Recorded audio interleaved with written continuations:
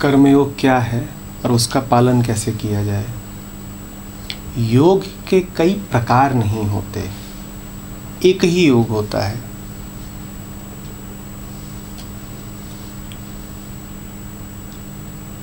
मन का आत्मा में स्थापन। उस स्थापन को विलोपन भी कहते हैं, विगलन भी कहते हैं और मधुर मिलन भी कहते हैं। मन का आत्मा में, केंद्र में, स्रोत में स्थापित हो जाना ही योग है। तो योग के कई प्रकार नहीं होते। फिर आप कहेंगे कि कृष्ण क्यों इतने प्रकार के योगों की बात करते हैं। वो सारे प्रकार नाम हैं जो मन ने दिए हैं।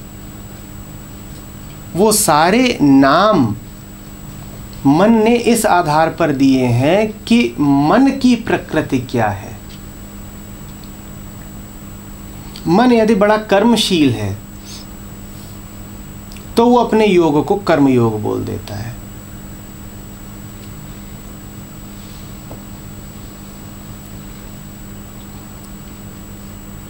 मन यदि ज्ञान की ओर आकृष्ट है तो ज्ञान योग बोल देगा। वस्तुतः जितने प्रकार हो सकते हैं मन के, उतने ही प्रकार के योग भी होते हैं।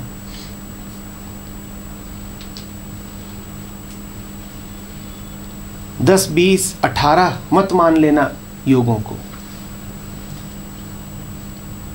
जितने मन उतने प्रकार के योग, जितने मन उतनी दिशाएं जिनसे मन आत्मा की ओर आएगा। और हर दिशा को एक नया नाम दिया जा सकता है।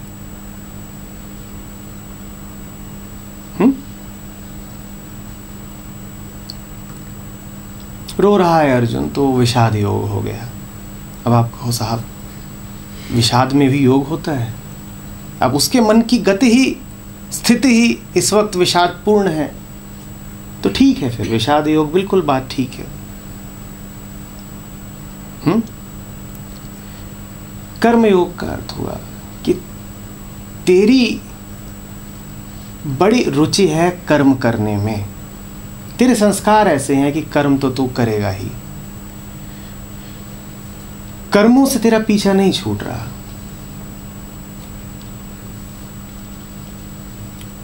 उदाहरण के लिए अर्जुन,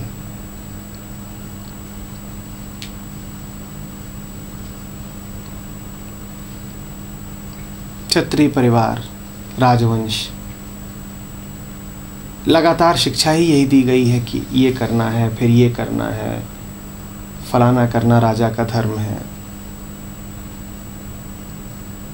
तो करना तो तुझे होगा, बिना करे तुझे चैन ही नहीं मिलेगा। संस्कार तेरे इतने गहरे हैं, वृत्तियां ऐसी बैठी हुई हैं कि करेगा नहीं तो घुटन महसूस होगी। ऐसों के लिए कृष्ण का उपदेश है कि करो। करो इसलिए नहीं कि करने में कोई पुण्य है, कि कोई खासियत है, कि कोई निर्वाण है। करो इसलिए क्योंकि करे बिना तुम्हें चैन नहीं मिलेगा। तो करो।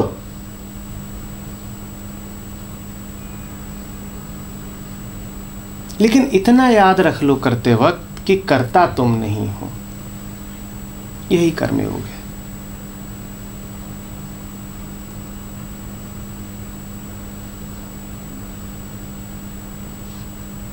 वो कहते हैं समझ में आ गया मुझे, बिना करे तो तू मानेगा नहीं, तो तू कर, पर फिर कर्म के फल की इच्छा मत रख। ये मत मान मैंने किया है तो अब परिणाम भी मुझे ही मिलना चाहिए। ठीक है किए जा, पर फिर करके भूले जा, करता जा भूलता जा।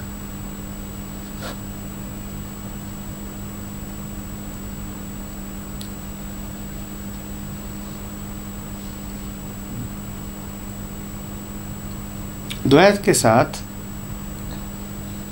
ये बात है,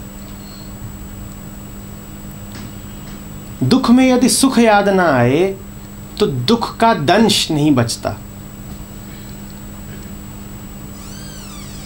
कर्म करते हुए यदि परिणाम की अपेक्षा ना हो तो कर्म का दंश नहीं बचता।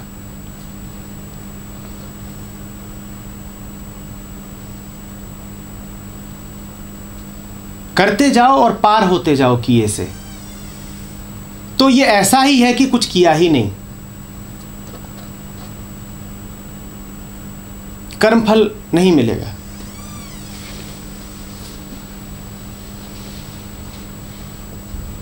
कर्मफल पैदा ही नहीं होगा।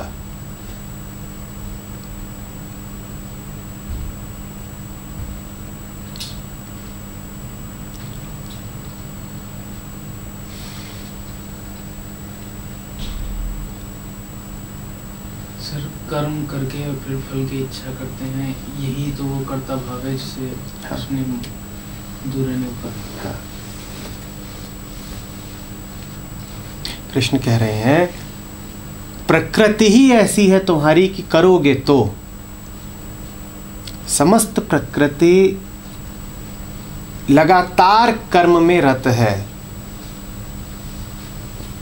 तो करोगे तो, करने से कोई छुटकारा नहीं है।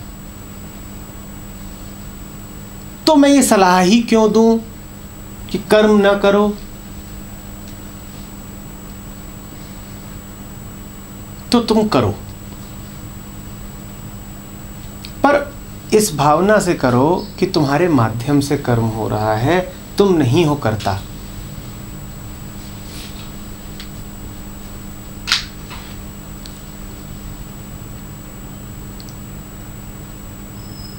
अब फल में तुम्हारी कोई स्पृहा नहीं।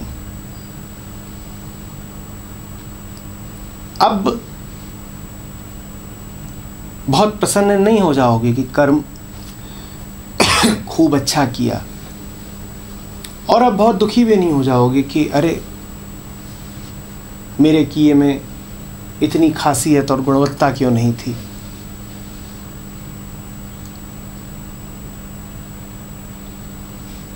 क्यों किया? सामने आया तो किया। हमने कौन सा विचार के किया?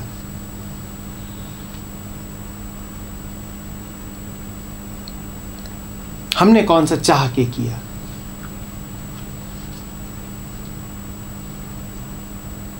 कृष्णमूर्ति एक बार गुरुओं के विरुद्ध खूब कुछ कह रहे थे, तो किसी ने कहा कि आप भी तो दिन रात बोलते रहते हैं, आप भी तो सीख ही दे रहे हैं लगातार, हजारों लोग शिष्य ही तो हैं आपके, किताबें लिख रहे हैं, कह रहे हैं। तो कृष्णमूर्ति कहते हैं but I don't do it on purpose. कर सब कुछ रहा हूं, उद्देश्य थोड़ी है, कुछ चाहता थोड़ी हूं कि इससे कुछ हो जाए, कोई मंजिल थोड़ी है। But I don't do it on purpose. कर रहा हूं, बस कर रहा हूं, और इसीलिए कर पा रहा हूं। 60 साल तक करते रहे, बहुत लंबा समय होता है।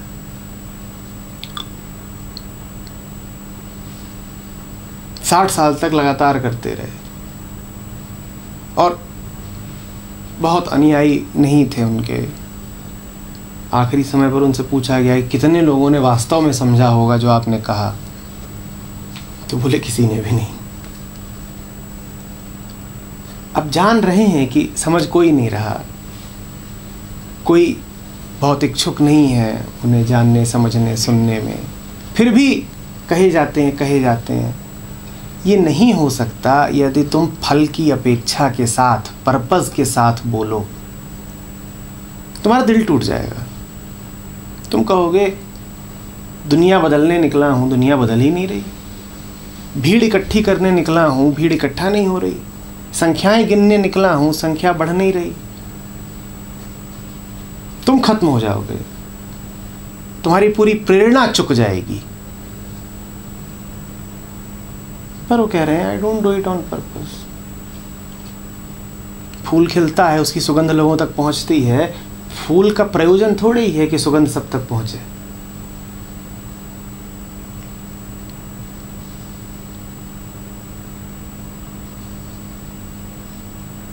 सूरज उगता है, तुम्हें उसका प्रकाश मिलता है। सूरज ने तुम्हें लक्ष्य थोड़ी ही किया था,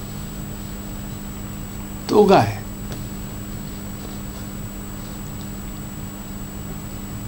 यही कर्मयोग है।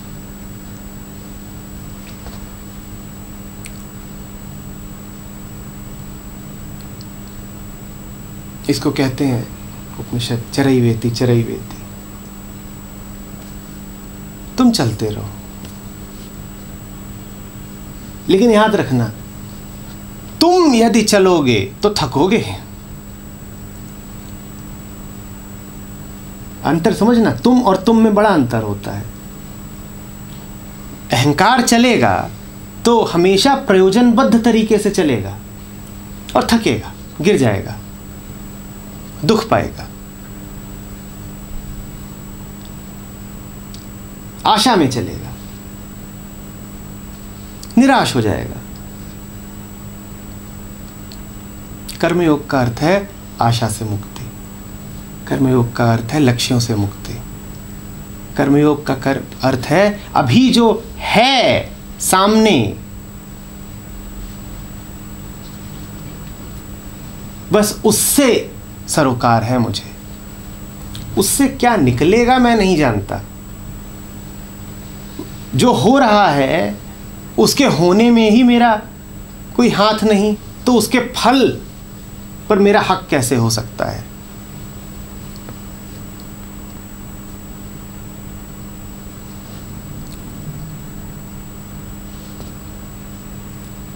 समझ रहे हो बात को?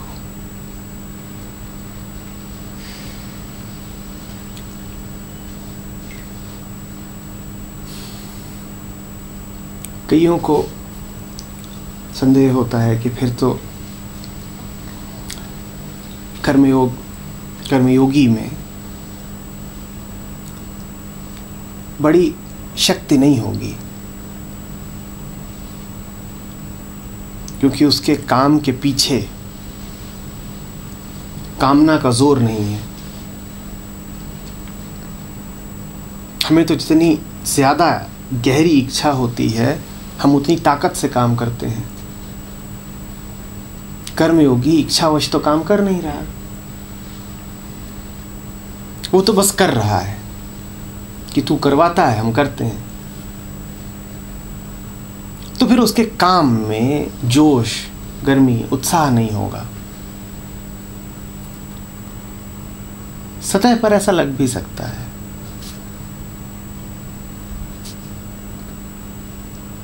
उसके काम में जो तात्कालिक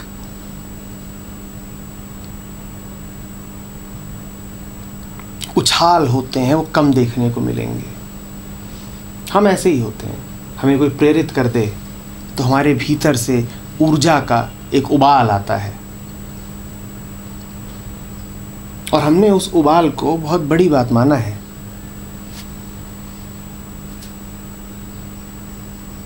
हमारी बड़ी कोशिश रहती है किसी तरह से वो आए, वो जोश उठे।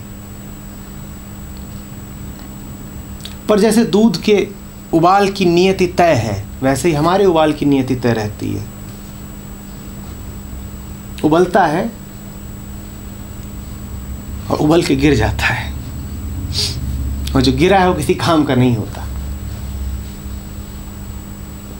और ज़्यादा यदि उबल गया तो वो चारों तरफ बस जले जले की गंध रह जाती है।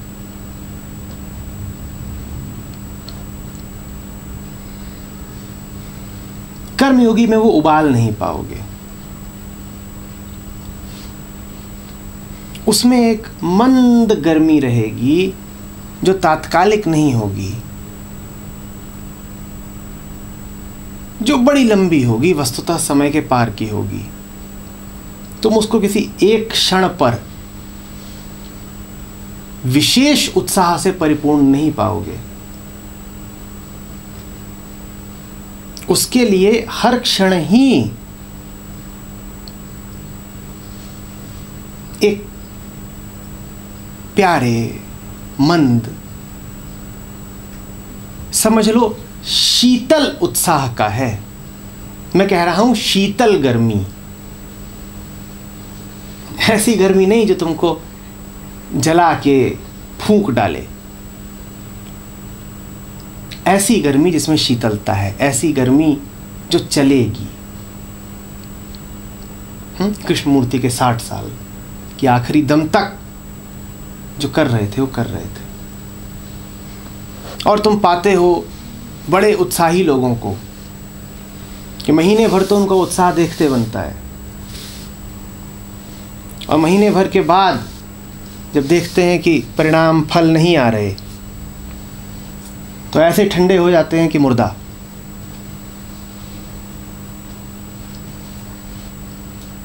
देखे हैं ना, अपने आप को ही देखा होगा।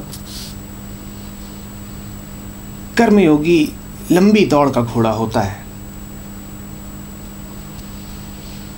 वो इस क्षण का भी राजा होता है और भविष्य का भी, लंबा दौड़ता है। अभी में वो दुख नहीं पाता क्योंकि अभी में वो सुख नहीं खोज रहा, और भविष्य से वो दुख नहीं पाता क्योंकि भविष्य में वो फल नहीं खोज रहा।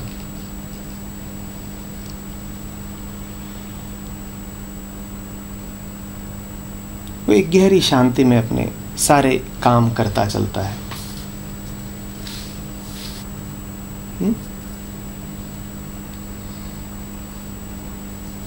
स्पष्ट हो रहा है?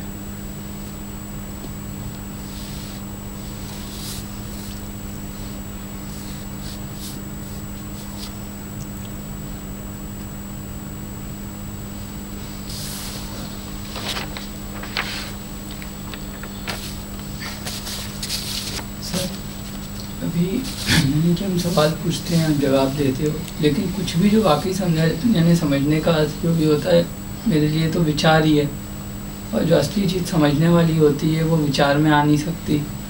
तो क्या जो भी आप बोलते हो क्या कुछ भी समझा जा सकता है? मैं ये जानना चाह रहा हूँ कि अभी कर्म योग या सजगता की बात हुई थी, तो दिमाग में तो एक मॉडल बनाने की कोशिश हो रही होती है, तो कुछ भी जो असली है वो समझा तो जा नहीं सकता।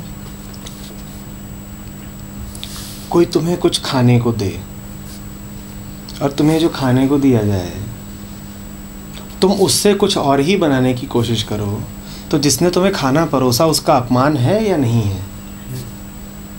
मैं तुम्हें कुछ दे रहा हूँ, तुम क्यों उसका कुछ और बना रहे हो? तुम इसलिए बना रहे हो क्योंकि तुम्हें वो पसंद ही नहीं है जो मैंने दिया, और तुम अपने आप को बहुत होशियार और चतुर समझते हो। तुम कहते हो इन्होंने जो दिया सो दिया, अब मैं उसका मॉडल बनाऊंगा। मैं जो दे रहा हूं तुम्हें, तुम उसे चुपचाप पीने को राजी नहीं हो, तुम उससे एक नया पकवान बनाना चाहते हो जिसका नाम तुमने दिया है मॉडल। और फिर तुम कहते हो कि मैं जो देता हूं उसे तुमने आज तक ग्रहण किया कहाँ है? ज़रा भी नहीं किया। मैं तो तुम्हें जो भी देता हूं तुम उसका कुछ और बना के अपने हिसाब से फिर उसको लेते हो, उसको तुम नाम देते हो मॉडल का कि अच्छा ये बोला है इन्होंने। मेरे दिए को छूओगे भी तो बर्बाद कर दोगे उसे, और छूना तो छोड़ो, तुम उसके साथ पूरी छेड़छाड़, बलात्कार ही कर देते हो उसका।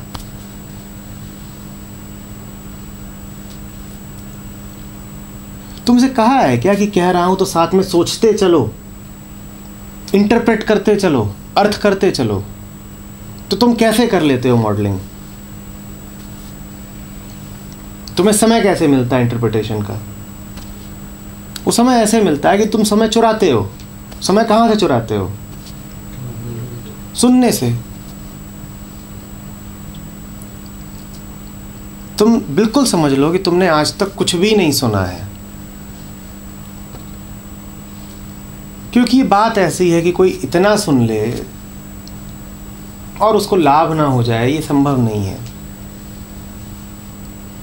तुमने कुछ नहीं सुना है, तुम सुनने के नाम पर बस यही कहते हो कि ये जो मुझे दिया जा रहा है ये मेन्यू है, अब मैं उसमें से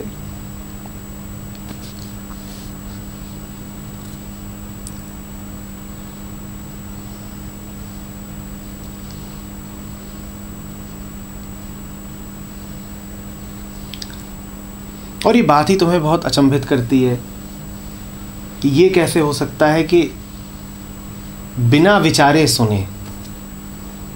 तुम्हारा तर्क मुझे पता है, तुम कहोगे बिना विचारे सुनेंगे तो समझ में क्या आएगा। मैं तुमसे कह रहा हूं विचार के सुनोगे तो समझ में क्या आएगा।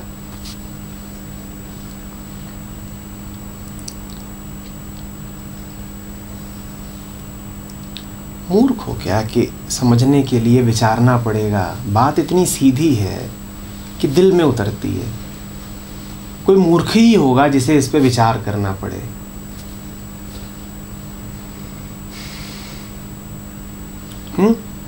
कोई आलसी आदमी होगा ना जिसे क्षण भर का काम करने में 5 मिनट लगे। आलसी ही तो होगा, बॉडम। बोलो। तो जो बात सीधी है कि क्षण भर में सीधे आ जाए, उसको तुम मॉडल बना रहे हो, तो मूर्ख भी हो, आलसी भी हो। जो काम तुरंत हो जाना चाहिए था वो करने में तुम्हें 5 मिनट लग गए।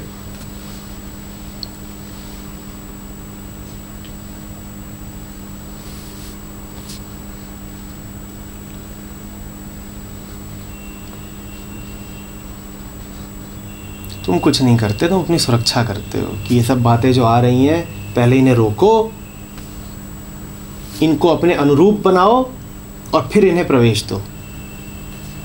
नहीं तो पता नहीं क्या खतरनाक चीज आ जाए। कैसे अपने आप को खुला छोड़ दूं कि जो भी आ रहा है आने दो, सब पी जाएंगे। आप जो ला रहे हैं वही सब ठीक, जो परोसा जा रहा है सब पिएंगे। ये तुम होने नहीं देते ना।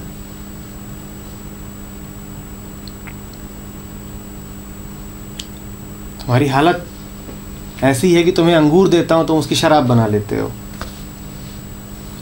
फिर कहते हो कि आप तो होश में लाना चाहते थे, हम तो और बेहोश हो गए। पूछता हूं क्या पिया था, बोलते हो जो आपने दिया था। मैंने तो दिए थे और तुमने उसका क्या करा, मॉडल बनाया, पकाया, सड़ाया।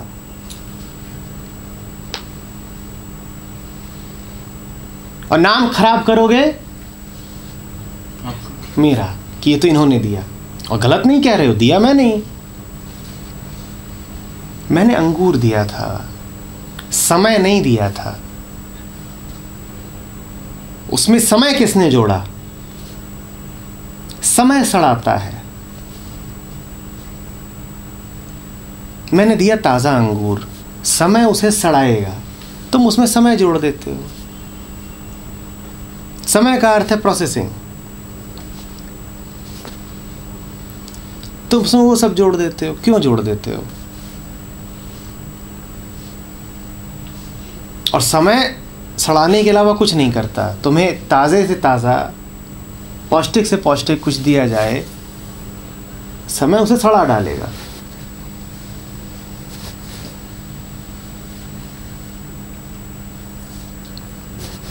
कुछ औषधियाँ तो ऐसी होती हैं कि वैद्य तुमको देता ही नहीं है। वो कहता है सामने बैठो, अभी बनाऊंगा और अभी पी जाओ। ये घर ले जाने के लिए नहीं है, अभी ताज़ी बनेगी, ताज़ी पियो।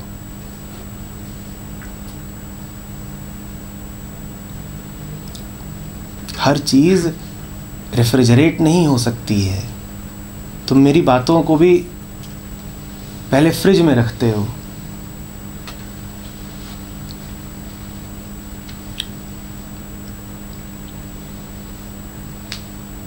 अभी भी तुम कौन सा सुन पा रहे हो?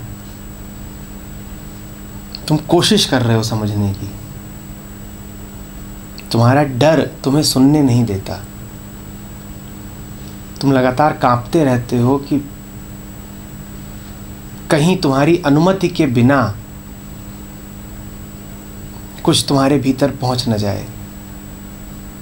तुम बड़ी पहरेदारी करते हो और एक प्रकार से मुझे अपना दुश्मन समझते हो, क्योंकि तुम्हें मेरे विरुद्ध सुरक्षा चाहिए।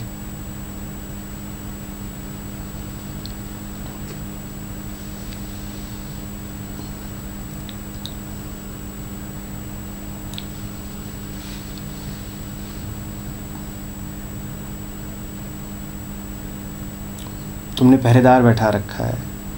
वो अभी तक ये करता था कि अपनी मर्ज़ी से छांटता था कि कौन अंदर आएगा कौन अंदर नहीं आएगा। अब मैंने ये सब बोल दिया है तो तुम पहरेदार को निर्देश दे दोगे कि ठीक है अब से सबको अंदर आने देना। तो हो सकता है थोड़ी देर के लिए पहरेदार कहे चलो सबको अंदर जाना है, पर अभी भी जो अंदर जा रहे हैं वो जा पहरेदार की अनुमति से ही रहे हैं। पहरेदार हटाने को तुम तैयार नहीं हो गए, पक्का समझ लो। तुम इतने डरे हुए हो। तुम कहोगे ठीक है अभी अभी इन्होंने ताना मारा है तो कुछ देर के लिए जो कुछ भी कह रहे हैं सब कुछ अंदर आने दूंगा। लेकिन पहरेदार खड़ा हुआ है, जो भी अंदर आ रहा है उसकी बंदूक के नीचे से ही अंदर आ रहा है।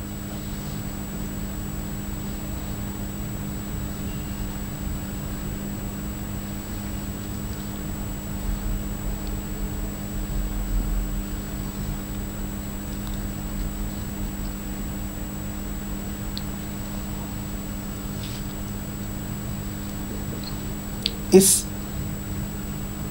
भावना को ज़रा गौर से परखो कि तुम वास्तव में अपनी पहरेदारी कर सकते हो।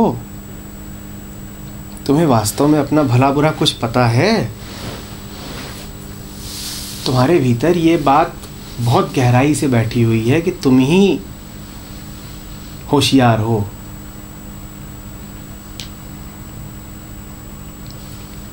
तुम कह भले लो कि नहीं नहीं मैं तो जानता हूँ, मुझसे बड़ा बेवकूफ़ कोई नहीं ये सब, पर वो बात तुम बार बार और बिना संकोच के इसीलिए कह पाते हो क्योंकि अंदर ही अंदर तुम्हें पता है कि लाख बार भी तुम कह लो कि तुम बेवकूफ़ हो, अंदर ही अंदर तुम्हें पक्का यकीन है कि तुमसे बड़ा होशियार कोई नहीं।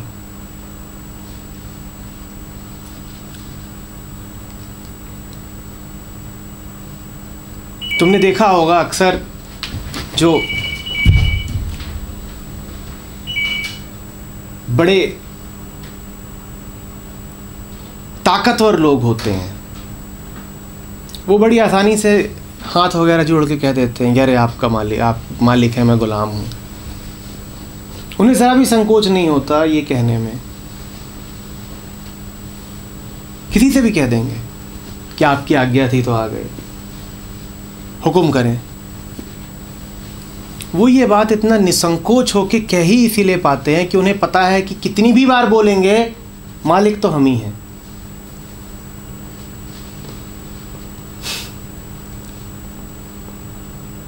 दिल ही दिल में उनको बड़ा गुमान है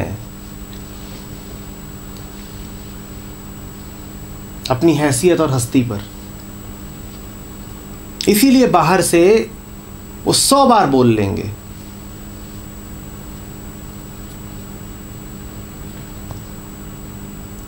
तुम्हारा भी यही है।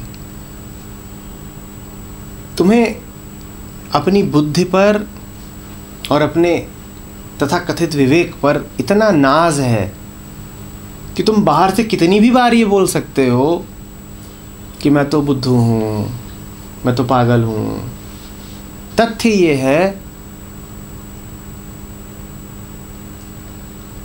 कि तुम्हारे जीवन का केंद्र ही तुम्हारी चालाकी है।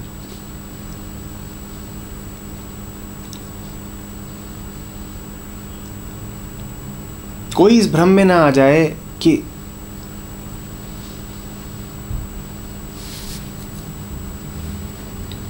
भी सुन सकते हो।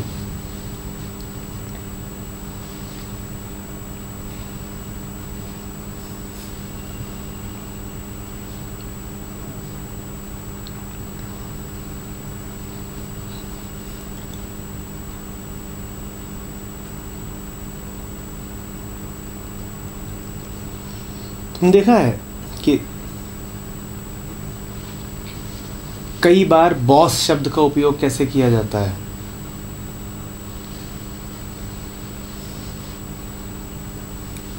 तुम्हें पूरा गुरूर है अपनी ताकत पर और तुम्हें पता है कि तुम्हारी हैसियत सामने वाले से ऊपर की है, तो तुम उसको कैसे बुलाते हो?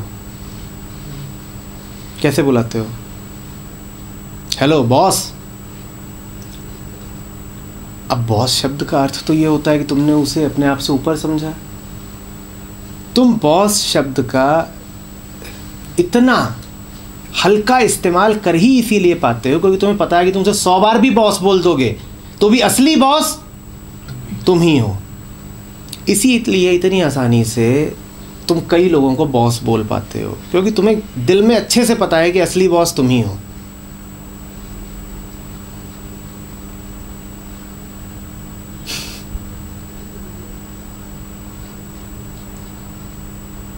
ये कोई तुम्हारी विनम्रता नहीं है। तुम जब झुकते भी हो तो तुम्हारी विनम्रता नहीं है, वो तुम्हारा ताना है, तुम्हारा उलाहना है। वो ऐसा ही है, हेलो बॉस इधर आना।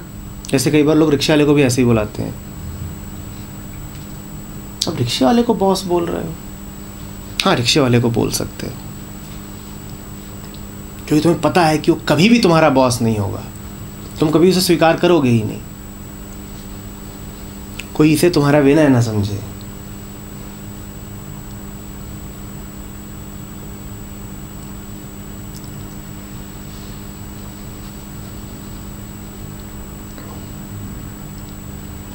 अब तुम रिक्शे वाले के साथ हो और वो तुमको गीता पढ़ा रहा है कि कर्मयोग पढ़ा रहा है, तुम कितने सम्मान के साथ सुन लोगे? तुम जब भी सुन रहे हो तुम इसी भावना के साथ सुन रहे हो कि ठीक है तू कुछ बोल ले, उसके बाद मैं उसका अर्थ करूँगा। तू बोल ले तुझे जो बोलना है, उसके बाद मैं उसका अर्थ करूँगा। आखिरी बात किसकी रहेगी? आखिरी बात तो मेरी रहनी है।